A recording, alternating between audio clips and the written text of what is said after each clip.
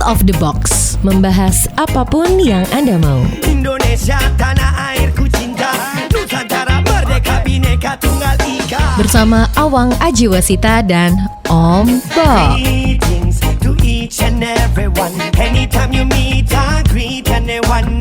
Whether it namaste, assalamualaikum. Salam, salam, salam. Halo, kita ketemu lagi di Out of the Box, membahas apapun yang Anda mau. Sudah siap di sini Awang Ajiwasita bersama Om Bob.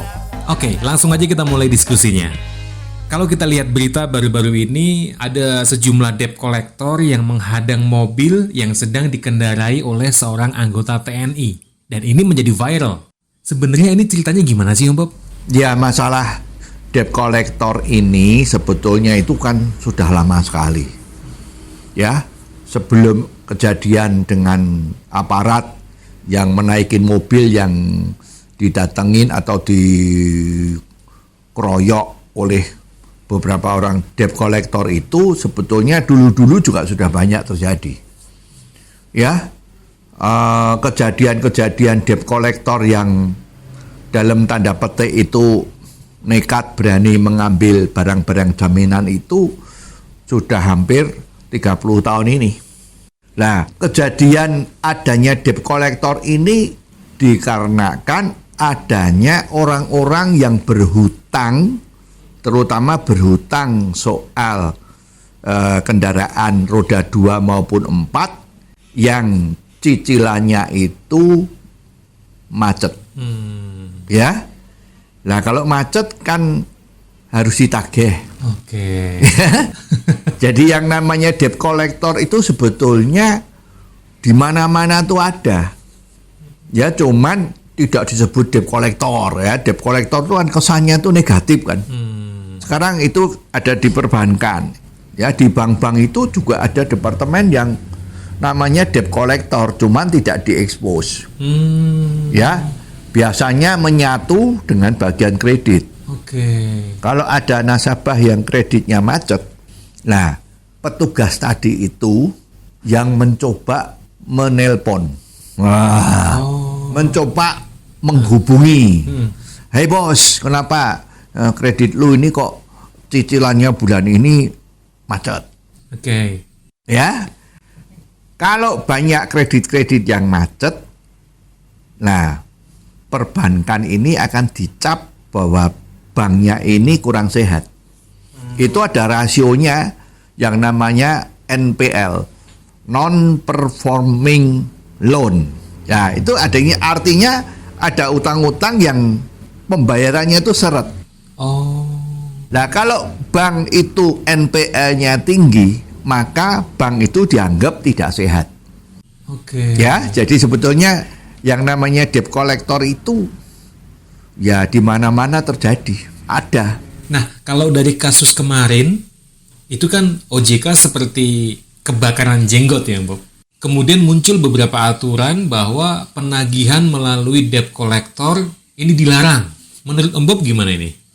Ya, memang ini kalau modelnya debt collector yang menarik atau menagih tadi itu dengan cara-cara yang kelihatannya tidak sopan, ya, itu ya memang sedikit menimbulkan keresahan. Tapi yang resah itu kan ya nggak bayar. Ya, kalau orang punya utang dan dia bayarnya lancar, kan nggak didatengin sama debt collector.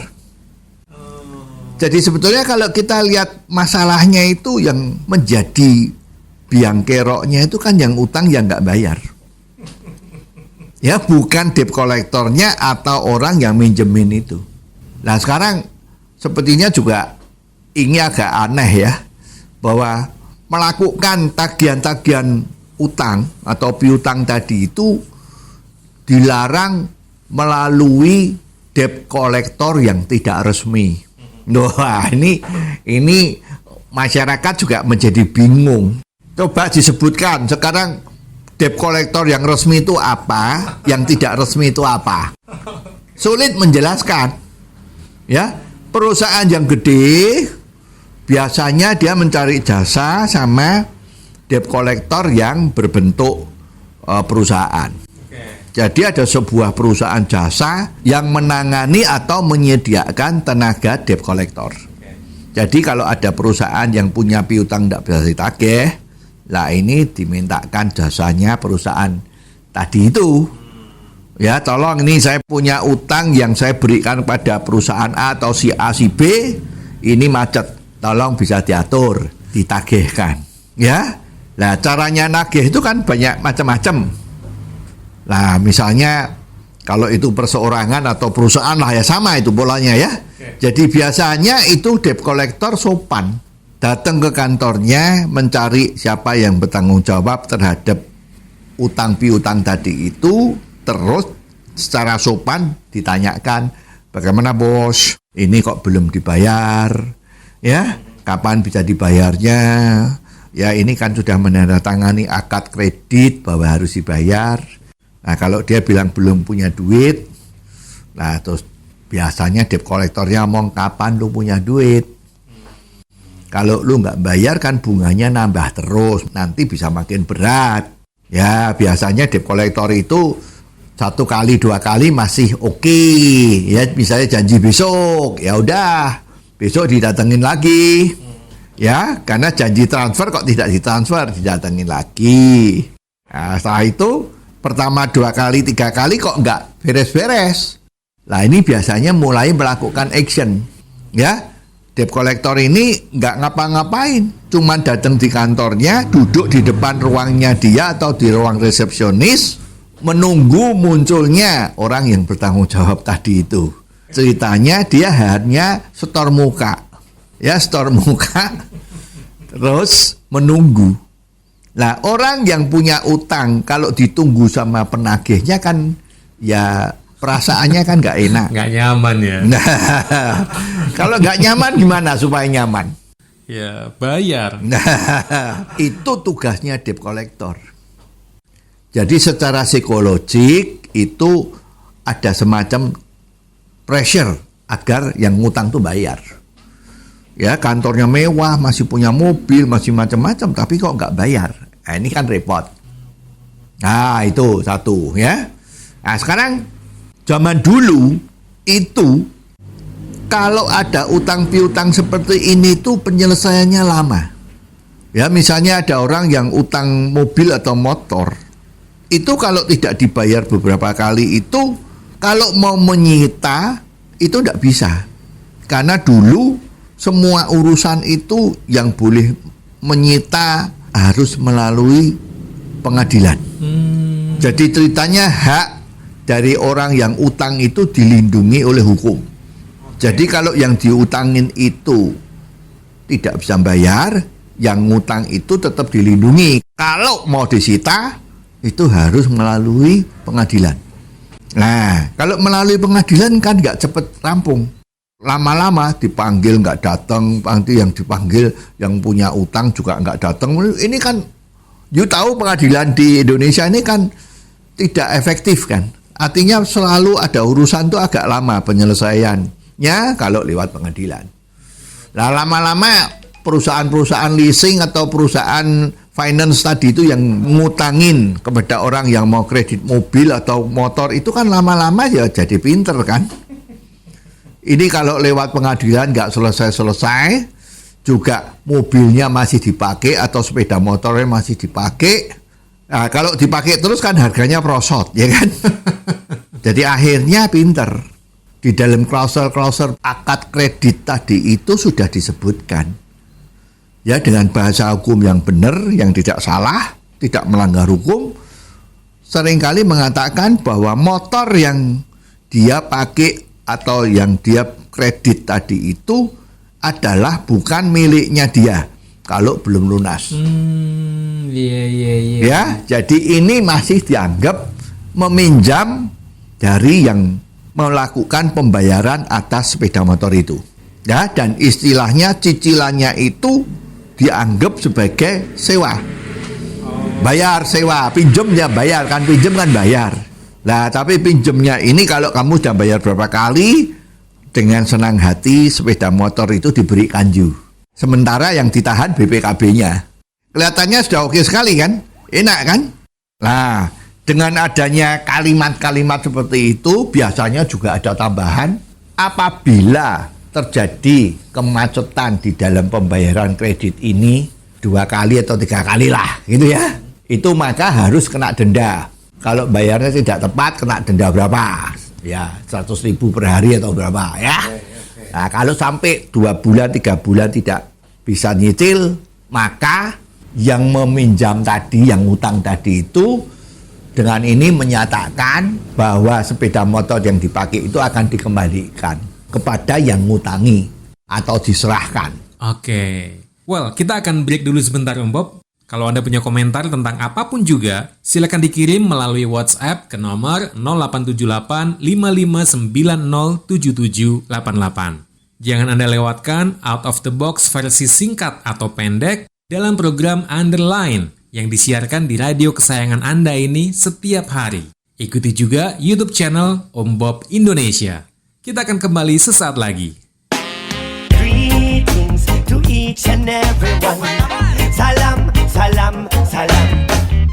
Anda masih mendengarkan Out of the Box, membahas apapun yang Anda mau. Awang Ajiwasita bersama Om Bob. Kita lanjutkan lagi diskusinya ya. Kalau kita ambil hutang untuk mobil atau motor, tapi ternyata telat membayar, akan kena denda. Bahkan kalau sampai beberapa bulan, ada aturan untuk diserahkan kembali ke pemberi hutang. Ini menurut Om Bob gimana? Nah, sekarang masalahnya kalau mobil sama sepeda motor, ya, mau diserahkan, tapi dicari-cari nggak ada. Ya, disamperin di rumahnya, orangnya nggak ada. Samperin lagi, motornya atau mobilnya juga nggak kelihatan. Ya, lah ini kan perusahaan yang meminjamkan itu kan jadi kewalahan. Karena uangnya udah macet, tidak bisa narik mobil motornya itu, perusahaannya bisa bangkrut kan. Perusahaan itu kan juga banyak pegawai-pegawainya, ongkosnya juga jalan terus. Dia juga, siapa tahu dia juga utang sama bank untuk membeli sepeda motor itu dan diutangkan, dipinjamkan kepada orang yang minjem atau yang utang tadi itu. Nah, oleh sebab itu terjadilah biasanya debt collector, itu sebetulnya tugas yang mulia ini, debt collector ya, membantu orang yang kesulitan tidak bisa nagih utang kok, ya kan? Mencari celah bagaimana? Oh, ini rumahnya di sini, biasanya mesti ya masa tidak pulang ke rumahnya sih, kan pasti pulang dong. Nah, ditunggu di jalan-jalan yang dimana kemungkinan dia berhenti. Nah, terjadilah misalnya yang di dekat rumahnya itu jalan kurang lebih 100 meter itu ada persimpangan yang ada traffic lamp-nya. Nah, traffic lamp kalau merah kan dia berhenti. Nah, dia udah hafal nomor polisinya berapa, mobil atau motornya itu. Dari jauh diliatin aja terus, warnanya apa? Biru, oke ya. Setiap ada motor atau mobil yang warnanya biru ya diliatin. Tuh, itu nomornya itu. Nah ini oke ya, tunggu begitu merah kan dia berhenti, disamperin. Maaf bos, ini sepeda motornya ini ternyata masih ada masalah. Coba sekarang ke pinggir, jangan naik motor dulu, dipinggirin dulu, atau dijelasin. Oke. Nah, kalau itu memang orangnya yang naikin itu adalah orang yang memang yang dia yang ngutang, yang pinjem, biasanya nggak ada masalah. Sadar kan dia memang belum bayar kok. Ya wis diambil. Jadi dia yang biasa naik motor ya pulangnya nanti ngojek atau jalan kaki lah ya. Urusannya debt collector selesai. Karena dia di dalam membantu yang meminjemin itu kan syaratnya agar supaya barang yang dipinjemkan itu harus bisa ketemu. Nah kemarin kejadiannya itu menjadi ribut karena aparat kita yang mengendarain mobil, dia tidak tahu bahwa mobil ini ada masalah. Nah kebetulan dia hanya diminta tolong untuk mengantarkan sesuatu, apakah ada keadaan darurat atau bagaimana kita nggak ngerti, maka dia dengan tenangnya membawa kendaraan itu. Oke. Nah sampai di traffic lamp terjadilah apa yang tadi kita bicarakan itu. Ternyata kendaraan ini bermasalah. Nah itu aparat yang sedang mengendarai kan merasa tersinggung. kok dianggap ini mobilnya, maaf, mungkin mobil yang nggak bener, mobil bodong atau mobil asalnya nggak jelas ya, macam-macam. Padahal dia kan nggak ngerti dan dia memang dengan tulus hati itu membantu agar membawa mobil ini menuju suatu tempat. Ada sesuatu yang urgent gitulah. Maka karena dia tidak rela kalau seperti ini, dia juga tidak percaya macam-macam, terjadilah ribut. Nah, dengan adanya terjadi ribut-ribut ini kan ada yang tersinggung dong. Betul. Karena sama langsung mass media ada, mungkin juga viral ya. Wah, ini kan jadi ribut. Nah, maka ini salah satu dilema kerjaan dari debt collector ini sering-sering terbentur dengan masalah ini. Ya. Nah, ini memang membuat repot. Jadi buah si malakama, ini udah mobilnya ada, kalau nggak diambil dia tidak dapat honorarium dari jasa dia sebagai debt collectornya, ya.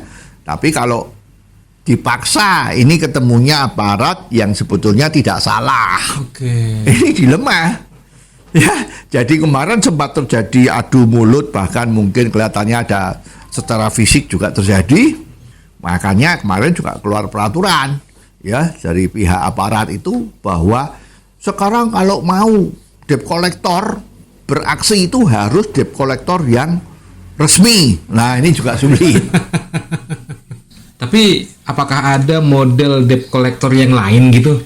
Ya, ini kalau kita mengikuti berita-berita yang lalu, itu ada kasus kan waktu ada acara krisis ekonomi itu, di mana ada lembaga BPPN, di mana banyak bank-bank yang bangkrut.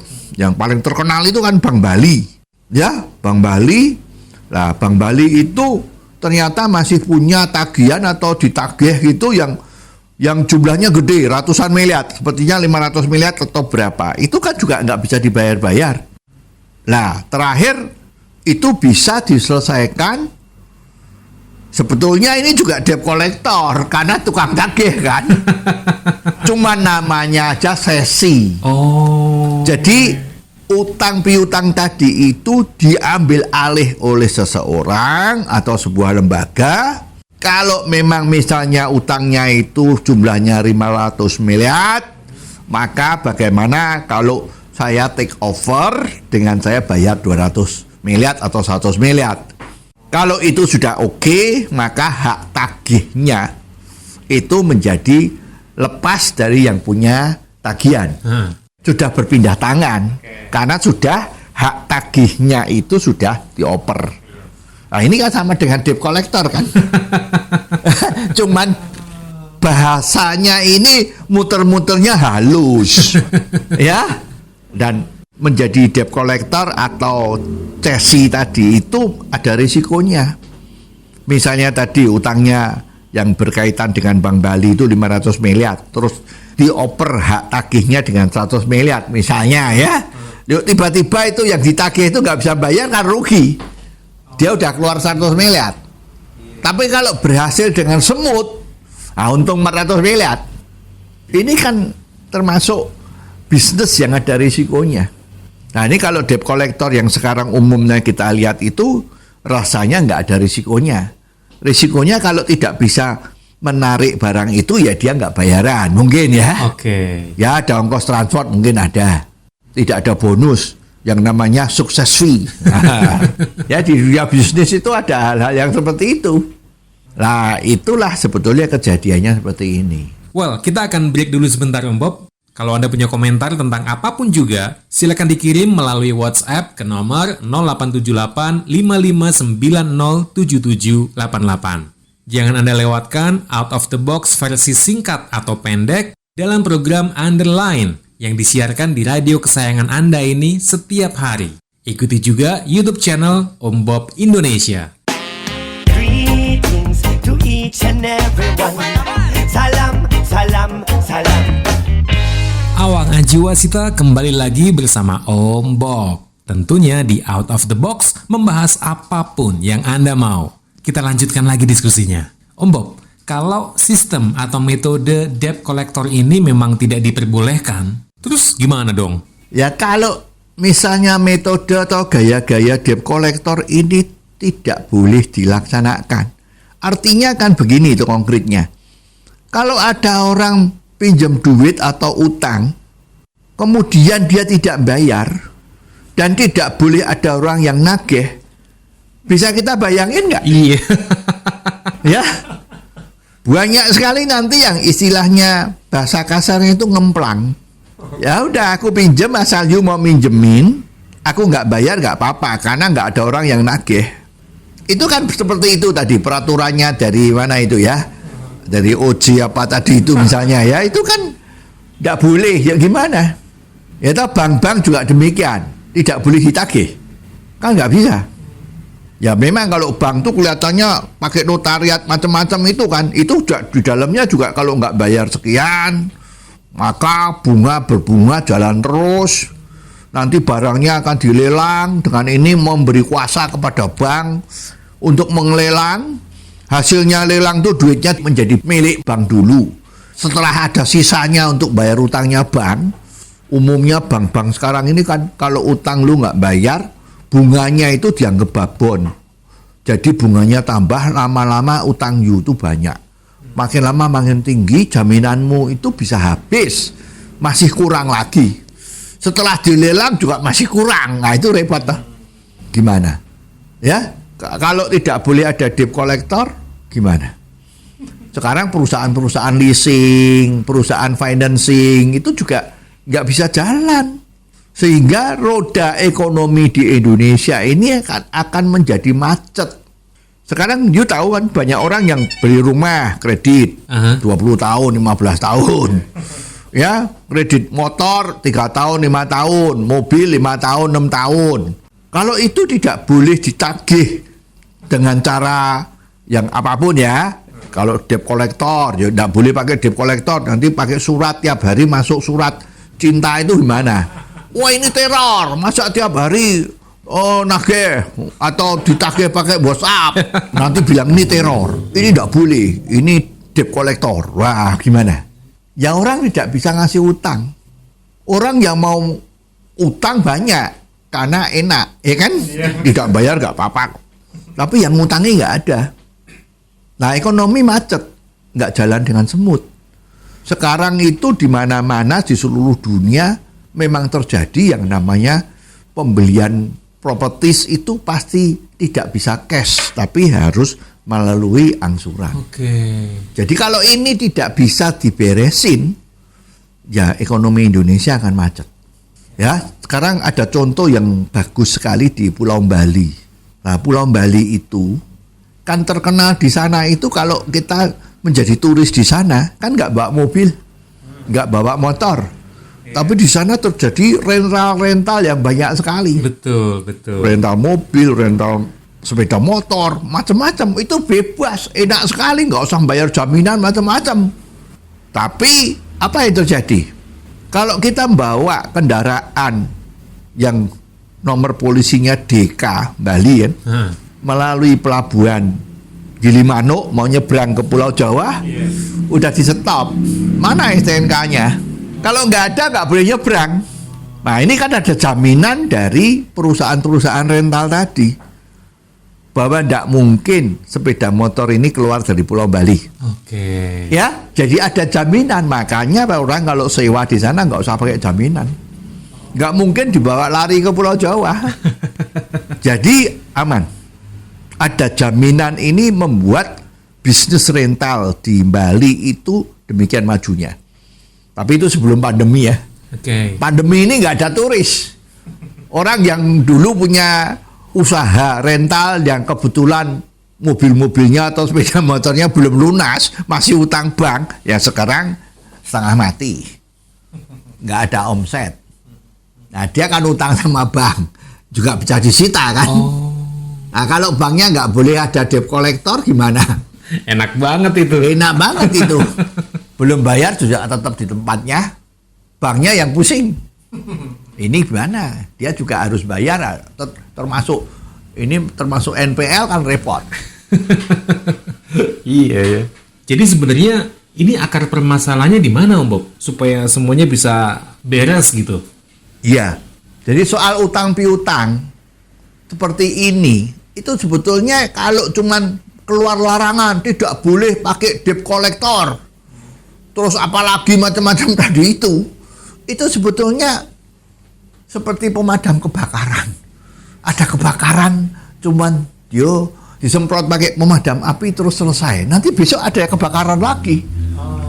Yang penting sebetulnya di sini adalah akar permasalahannya. Akar permasalahannya apa? Ini yang harus dicari. Ya, kalau kita ingat zaman dulu, ya, ini masalah debt collector ini kan dulu tidak ada loh.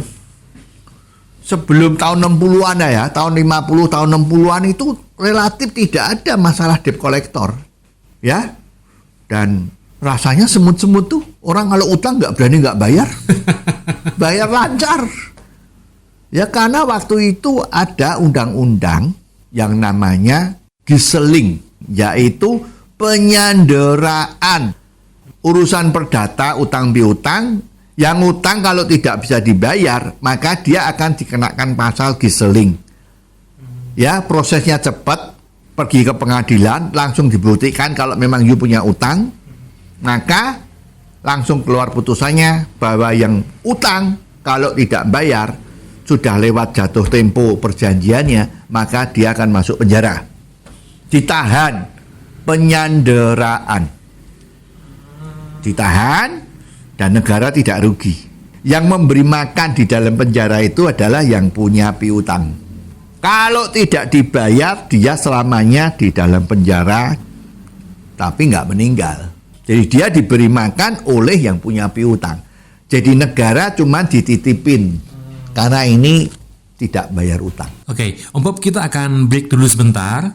Jangan lupa, kalau Anda punya komentar, silakan dikirim melalui WhatsApp ke nomor 0878 5590 7788. Jangan Anda lewatkan Out of the Box versi singkat atau pendek dalam program Underline yang setiap hari disiarkan di radio kesayangan Anda ini. Ikuti juga YouTube channel Om Bob Indonesia. Kita akan segera kembali. Greetings to each and everyone. Salam, salam, salam. Out of the Box membahas apapun yang Anda mau.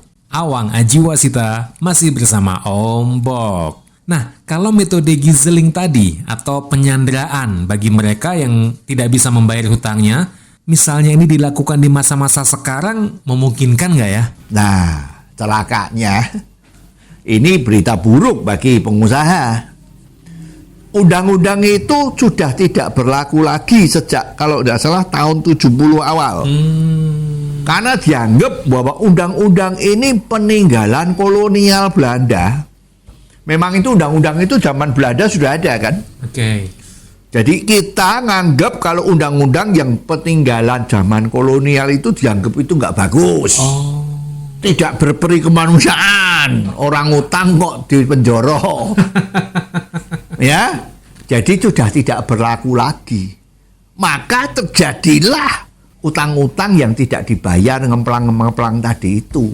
Malah sering terjadi kalau ditagih, yang punya utang lebih galak daripada yang memberi pinjaman.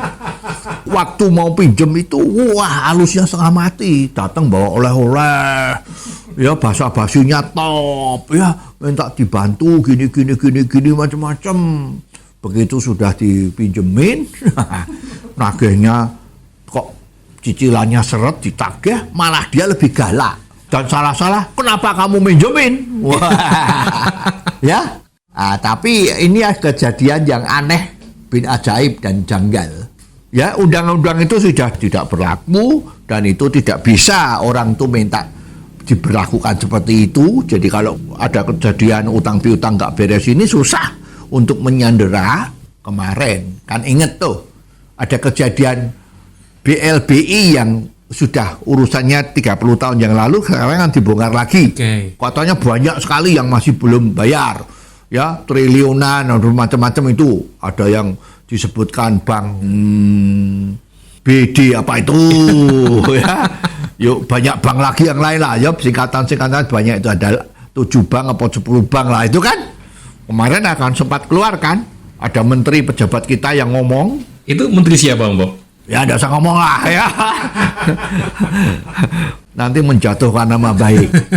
Nah itu ada menteri kementerian itu yang ngomong, ini kalau tidak dibayar kita akan tangkap direkturnya untuk disandera agar supaya itu dibayar. Nah aneh toh. Jadi sebetulnya inti permasalahannya adalah undang-undang kita itu ada lubang-lubang yang bisa dimasukin sama orang yang punya etika tidak baik. Oke. Ya tadi itu. Nah coba kita sekarang bayangin, orang biasa ada bisa mikir kok. Kalau you utang dan you ngemplang tidak bisa bayar, maka you akan dipenjara, tapi diberi makan, tidak akan mati sampai you bayar. Apa yang dilakukan? Pasti orang itu cari bantuan, apakah saudaranya, apa adiknya, apa siapa-siapalah yang kenal dengan dia minta bantuan. Tolong dong gua dibayarin nih, saya punya utang, kalau saya nggak bayar saya akan selamanya hidupnya di dalam penjara. Iya. Lancar nggak? Lancar. Kalau itu terjadi ada debt collector nggak? Ya mungkin ada tapi sedikit. Ya, malah bisa menjadi solusi. Kalau you nggak bayar-bayar, nanti saya tuntut di pengadilan do. You bisa masuk penyanderaan. Takut bayar. Nah kalau semua utang bayar, orang utang bayar, maka ekonomi akan berkembang terus seperti snowball. Ya, bola salju jalan terus, ekonomi Indonesia akan maju. Dan undang-undang seperti ini rasanya masih berlaku di mana-mana. Ya, kalau kita lihat negara-negara maju itu, kenapa kok memberi utang tuh enaknya setengah mati? Ya karena seperti itu. Jadi orang nggak berani kalau nggak bayar. Nah ini kalau bicara lagi, itu kan masyarakat itu terdiri ada dua. Ya, yang namanya satu high trust society, yang satu low trust society. Ya, masyarakat yang istilahnya itu bisa dipercaya, kuat. Ada satu yang masyarakat yang susah dipercaya. Nah, kebetulan Indonesia itu masih masuk yang ini, yang low trust society. Ya, jadi orang kalau mau ngasih pinjaman mikir dulu ini bayarmu gimana gitu kan. Karena secara hukum susah. Kalau kita udah memberi pinjaman untuk ditarik kembali itu susah. Jadi itu larangan pakai debt collector macam-macam itu nggak menyelesaikan masalah. Jadi mestinya undang-undang inilah yang harus diberlakukan kembali. Tapi apakah itu memungkinkan, Om Bob? Ya tergantung. Sekarang anggota-anggota DPR kita yang terhormat yang di Senayan itu jangan cuma mikirnya bagaimana anggarannya ini begini ya kan. Apalagi itu kalau jadi bau-bau sama KPK gitu kan. Nah sekarang inilah tugas utama supaya ekonomi kita itu bisa jalan dengan lancar, olinya ada ya. Jangan lagi mikir yang lain-lain, ini harusnya yang diprioritaskan. Jadi bukan terus nggak boleh ada debt collector, malah orang yang kerjanya debt collector ditangkepin. Ya kalau debt collectornya itu sampai membunuh, sampai melukai, lah itu nggak boleh. Itu namanya penganiayaan. Tapi kalau debt collectornya cuman datang di rumahnya duduk dari pagi sampai malam, ya itu kan nggak salah. Iya. Wong tidak ada apa-apa kok. Dan ngomongnya halus kok. Ya cuman orang yang didatengin sama debt collector itu kan keren. Lama-lama kan dibayar gitu. Ya jadi sebetulnya intinya masalah debt collector akan selesai kalau undang-undang yang sudah baik yang dulu ada itu kembali dipakai. Ya seperti yang diinginkan oleh itu. Tadi ada menteri-menteri yang ngomong itu loh, kalau yang ngutang BLBI itu mau disandera, ya itu aja dipakai. Nah sekarang kan nggak ada itu, mana dipakai sanderanya itu kan nggak. Dia bingung juga landasan hukumnya apa.